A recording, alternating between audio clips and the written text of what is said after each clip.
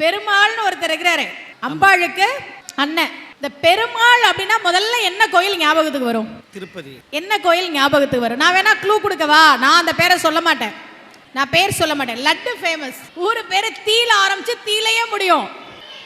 கண்டுபிடிச்சிட்டீங்க, பரவாயில்ல. ரொம்ப கஷ்டமான கேள்வியா இருந்தாலும் கண்டுபிடிச்சிட்டீங்க. சில ஜோதிடர்கள், எனக்கு ஜோதிடம் தெரியும், நான் நிறைய பேரை கோவில்களுக்கு தான் அனுப்புவேன். சில ஜோதிடர்கள் திருப்பதிக்கு போகாதீங்கன்றதெல்லாம் பரிகாரமா சொல்லிட்டு இருக்காங்க. ஸ்ரீரங்கம் போகாதீங்க, திருச்செந்தூர் போகாதீங்க, போனா குரு உங்களுக்கு கெடுதல் பண்ணும், சுக்கிரன் கெடுதல் பண்ணும், போனீங்கன்னா பெருமாள் அவ்வளவுதான். எதுக்கு இதெல்லாம்? கோவிலுக்கு போய் ஒருத்தனுக்கு கெட்டது நடக்குமா?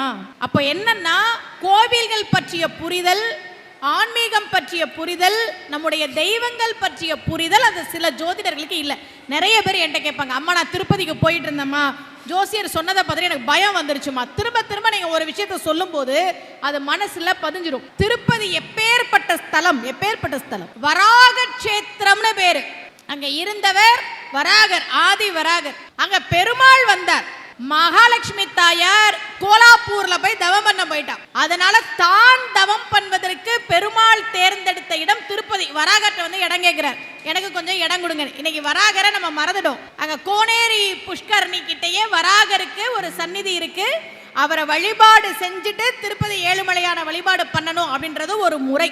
சரி, இந்த திருப்பதி பெருமாளை வழிபாடு பண்ணா என்ன நடக்கும்? ஆழ்வார் சொல்றார், குன்றம் ஏந்தி குளிர்மழை காத்தவன் அன்ற ஞாலம் அளந்த பிரான் பரன் சென்று சேர் திருவேங்கட மா மலை ஒன்றுமே தொழ நம் வினை ஓயுமேங்கிறார்.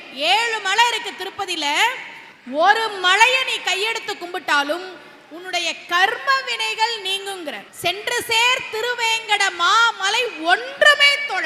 ஒரு மலையை நீ இருந்த இடத்துல இருந்து கையெடுத்து கும்பிடு, உன்னுடைய வினை ஓய்ந்து போகும் என்று ஆழ்வார் பாடுகிறார். அங்கே இருக்கக்கூடிய பெருமாள் பொருளாதார முன்னேற்றத்தை தரக்கூடிய பெருமாளாக இருக்கிறார். இந்த பெருமாள் ரொம்ப பணக்கார சாமியாச்சே, நாமெல்லாம் போனா பாப்பாரா, நம்மளோட கோரிக்கையெல்லாம் கேட்பாரா, இப்படியெல்லாம் நமக்கு ஒரு தயக்கம் இருக்கும். பீமன் ஒருத்தர் திருப்பதியில குயவனாக இருந்தவர். அவர் என்ன பண்ணுவாரு, தினமும் வேலையெல்லாம் முடிச்சுட்டு உடம்புல மண்ணு ஒட்டி இருக்கும்ல, களிமண்ல தானே மண் பாத்திரம்லாம் பண்ணுவாங்க குயவர்கள். அந்த மண்ணெல்லாம் அப்படி உருட்டி எடுக்கும்போது கொஞ்சோண்டு வரும்ல, அதுல ஒரு பூ, தாமரை பூ பண்ணி இது பெருமாளுக்குன்னு வைப்பார்.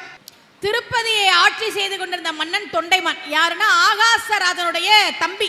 ஆகாசராஜனுக்கு சகஸ்திர தல தாமரையிலே பத்மாவதி தாயார் மகளாக வந்தார். அந்த ஆகாசராஜனுடைய தம்பி தான் தொண்டைமான். அவன் என்ன பண்ணுவான், தங்கத்துல தாமரப்பூ மாலை எடுத்துட்டு பெருமாளை பார்க்க போவான். ஒரு நாள் போறான், இந்த மண் பூ அவன் கண்ணுக்கு தெரியுது. பெருமாளே, நான் உனக்கு தங்கத்துல பூ எடுத்துட்டு வந்து சாத்தணும்னு வரேன், நீ என்ன களிமண் பூவை வச்சுக்கிட்டு இருக்கிற? பெருமாள் சொன்னாராம், எனக்கு இதுதான் பிடிச்சிருக்கு, இதை கொடுப்பவன் பீமன். பீமன் எங்க இருக்கிறான் அப்படின்னு மன்னன் தேடி வந்து, எனக்கு கிடைக்காத பெருமை, எனக்கு கிடைக்காத பெருமாளுடைய அருள், நான் பொண்ணுல தங்கத்துல மாலை பண்ணி போட்டேன், எனக்கு கிடைக்காத இறைவனுடைய அருள், பெருமாளுடைய அருள், களிமண்ணுல பூ செஞ்சு, அது எந்த களிமண், சுத்தமானது கூட இல்ல, அவன் உடம்புல ஒட்டி இருந்த களிமண், அதை தண்ணியில அலசுறதுக்கு பதிலா அதை எடுத்து பூ செஞ்சு வச்சியப்பா, உனக்கு பெருமாள் அருள் செய்திருக்கிறாரு, நீ கொடுக்கிற அந்த களிமண் பூ தான் அவருக்கு ரொம்ப பிடிச்சிருக்கா என்று தொண்டைமான் பீமனை தேடி வந்ததாக திருப்பதியினுடைய வரலாறு சொல்கிறது. அப்ப என்கிட்ட பணம் இல்லையே, அது பணக்கார சாமி, என்னுடைய கோரிக்கையெல்லாம் கேட்குமா? இந்த தயக்கம் நமக்கு தேவையே இல்லை. இன்னைக்கும் பெருமாள் கோவில்கள்ல இருக்கக்கூடிய படிக்கு, கருவறையில ஒரு படி இருக்கும்ல, அதுக்கு குலசேகர படின்னு பேர்.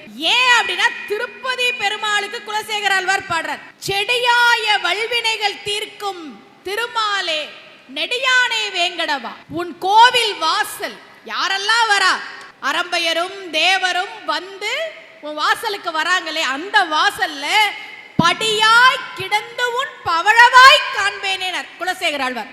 குலசேகர ஆழ்வாருக்கு ஒரு ஆசை, பெருமாளோட வாயை பார்க்கணுமா. நேருக்கு நேரா நின்று பார்த்தா அவருக்கு திருப்தியா இல்லை. பெருமாளுக்கு சமமா நாம நேரா நிக்கிறதா, ஓரத்துல நின்று பார்த்தாலும் முழுசா தரிசிக்க முடியல. பார்த்த படுத்துட்ட, கருவறை படியா இருந்தா உன்னுடைய வாயை நான் பவழவாய பார்த்துக்கிட்டே இருப்பேனே, படியாய் கிடந்து உன் பவழவாய் காண்பேனே என்று குலசேகர ஆழ்வார் பாடிய காரணத்தால் இன்னைக்கும் எல்லா பெருமாள் கோவில்லையும் இருக்கக்கூடிய படிக்கு பேரு, கருவறை படிக்கு பேரு குலசேகர படின்னு பேரு. அதனால அந்த பெருமாள் மேல நமக்கு சந்தேகமே வேணாம்.